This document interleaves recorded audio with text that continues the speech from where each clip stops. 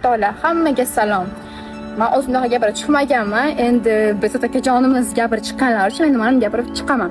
Qaranglar qanaqa bo'lgan. Menga juda ham ko'p hech kelyapti hozir. Xiyonat qildi, unaqa qildi, bunaqa qildi. Pulga uchdi, u bu deb. Qaranglar, odamlar ichim bo'lib gapi ham yana bitta.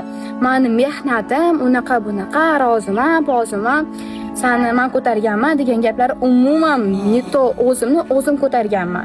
Men agisada ishlagandim, klipga ham chesagasi chiqaman men. Zarbek bilan keyin tanishib qolganmiz. Menga aytgan, partner bo'linglar, unaqa degan. Bo'ldi, xo'p deganman men. Aytgan keyin menga Reels'ga boshqa blogerlar bilan chiqish mumkin emas degan. Lekin Instagramda bo'lmasa bo'ldi dedi. Bo'ldi, xo'p deganman. Chunki biroq o'shanga klipga ham boraverganman. Chunki bu pevets endi qo'shiqchi-yu, bloger emas. Bo'ldi, shunaqa. Undan keyin gapirib chiqdi o'zicha, "Bu shunaqa qildi, bunaqa qildi." Ko'pchilik to'g'ri tushunib, "Ali xiyonat qildi" deb gapirib tashlabotdi. Hech kim mehnat qilgani yo'q.